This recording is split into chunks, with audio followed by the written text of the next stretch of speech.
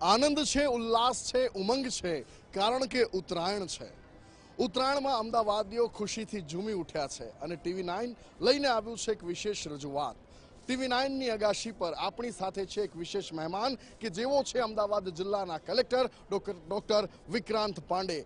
તો ધાબે ધીંગા મસ્તીમાં આપનું સ્વાગત છે। આપણી સાથે છે વિક્રાંત સર। સર, તમે મૂળ રાજસ્થાનના છો અને અમદાવાદની અંદર આ ઉત્તરાયણના આજે આપ સાક્ષી બન્યા છો। પહેલા તો અમદાવાદની ઉત્તરાયણ વિશે આપનું શું કહેવું છે?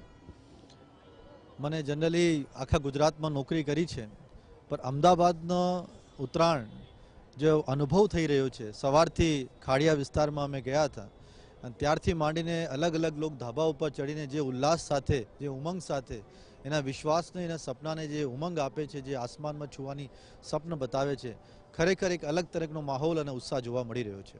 સર, આકાશ છે એ કોઈ દિવસ નાના મોટાનો ભેદ નથી રાખતું, કોઈ પણ પતંગ ઉડી શકે છે।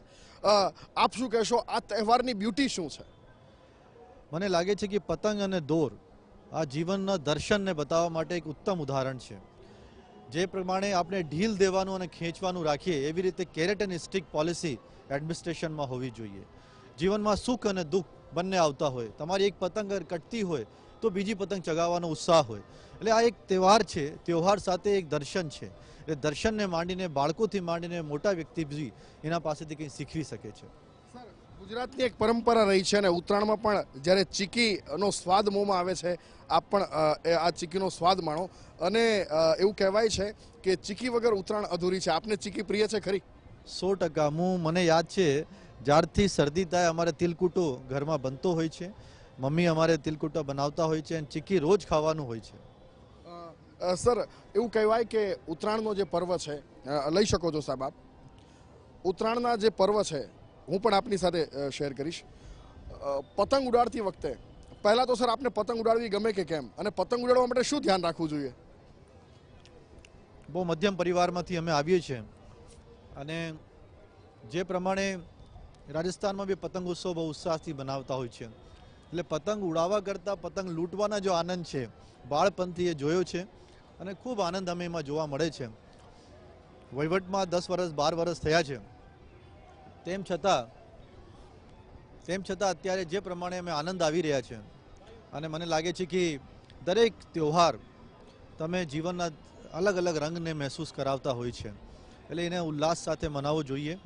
અને જે પ્રકારે સૂર્યનારાયણની આપણે પૂજા કરીએ છીએ અને સૂર્ય આજે મકર રાશિમાં પ્રવેશ થાય અને મકર સંક્રાંતિ અને ઉત્તરાયણના દિવસોમાં એક અલગ ઉત્સાહ અને એનર્જી સાથે ભરી દઈએ છીએ। સર, પતંગ ઉડાડવા માટે કૌશલ્ય જોઈએ, એ પછી પતંગ ના કાના માતર બાંધવા પડે છે, પવનની દિશા નક્કી કરવી પડે છે, એ પ્રમાણે ઉડાડવો પડે છે, તો વહીવટી તંત્રની અંદર કયા પડકારો આવતા હોય છે, તેનો સામનો તમે કઈ રીતે કરતા હો છો?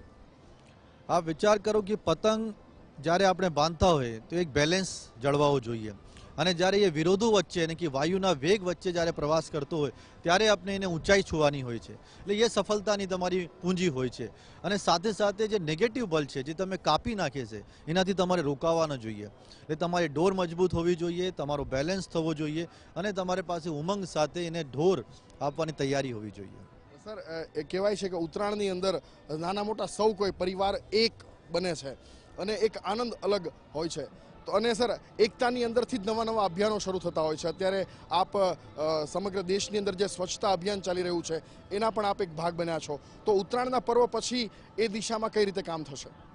મને લાગે કે જે પ્રમાણે આપ જોઈ રહ્યા છો કે ગુજરાતમાં વિકાસની રણઝંઝાર ચાલુ થઈ છે અને એ પ્રમાણે આવતા દિવસોમાં ગુજરાતમાં વિકાસ થવાનું છે। ન કેવલ સ્વચ્છતા, સામાજિક સમરસતા, એના સિવાય ઇન્ફ્રાસ્ટ્રક્ચરના ક્ષેત્રમાં આપ જો મેટ્રો અત્યારે આપણે અહીંયા ઘરાંગણે સુધી પહોંચી રહ્યો છે, એટલે ખૂબ આનંદ થાય છે કે અમે એમાં એક ભાગીદાર બનીએ છીએ। એક નીવના પથ્થરની રેમ અમે એમાં કામ કરવાનો મોકો મળે છે। પણ સર, વહીવટી તંત્રમાં કામ કરવાથી સમય ઓછો મળતો હોય છે, તો પરિવાર સાથે પતંગ ઉડાડવાનો સમય તમને અને અમને ઓછો મળતો હોય છે, શું કહેશો, કઈ રીતે આની અંદર ઉપાય શોધતા હો છો? ખરેખર ઘરવાલાનો આભાર માનીએ છીએ કે અમે સમય આપે છે કે તાકી અમે લોકો કામ કરી શકીએ, પણ જ્યાં સુધી નાનો બાળક હોય એ સમજતા ન હોય એટલે અમે એના માટે સમય પસાર કરવાનું કોશિશ કરીએ છીએ અને એ લોકો સમજે છે, એના માટે આજે અમે લોકો માટે કામ કરી શકીએ છીએ। સર, એવું કહેવાય છે કે પતંગ આકાશની અંદર ઉડે અને એ જ્યારે આપણા હાથમાં હોય ત્યારે સંતોષ અલગ થતો હોય છે, તો આપની ઈચ્છા આ જિલ્લા માટે શું છે, શું કરવા માંગો છો આપ? મારી ઈચ્છા એવી છે કે અમદાવાદ ન કેવલ ગુજરાતનો અત્યારે ગ્રોથ ઇન્જન છે, એ આખા દેશનું રોલ મોડલ બને અને દરેક ક્ષેત્રમાં આપણા માટે ચાહે એ સ્વચ્છતાની વાત હોય, ઇન્ફ્રાસ્ટ્રક્ચરની વાત હોય, ઇન્વેસ્ટમેન્ટની વાત હોય, સ્માર્ટ સિટીની વાત હોય, લોકોને આપસી ડિસિપ્લિનની વાત હોય, મોરાલિટીની વાત હોય, એક સ્વચ્છ પારદર્શી સિસ્ટમ અમે આપી શકીએ અને ગુણવત્તાપૂર્વક ગવર્નન્સ આપવાની કોશિશ તમારી રહેશે. સર, તમે અત્યારે રાત્રિ સભા કરો છો, લોકોને મળવા જાઓ છો, આવા બધા કન્સેપ્ટ ક્યાંથી તમને આવે છે અને કઈ રીતે પરિપૂર્ણ થાય છે?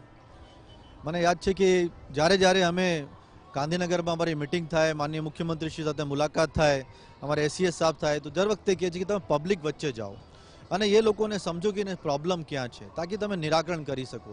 અમે અત્યારે એડમિનિસ્ટ્રેશનના કટિંગ એજ ઉપર કામ કરીએ છીએ.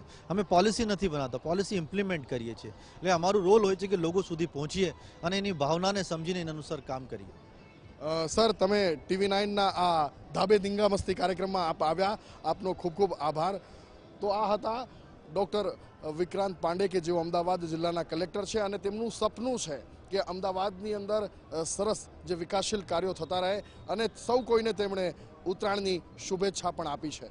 TV9ની આ વિશેષ રજૂઆતમાં અત્યારે બસ આટલું જ. દેશ અને દુનિયાના સમાચાર માટે જોતા રહો TV9 ગુજરાતી. નમસ્કાર.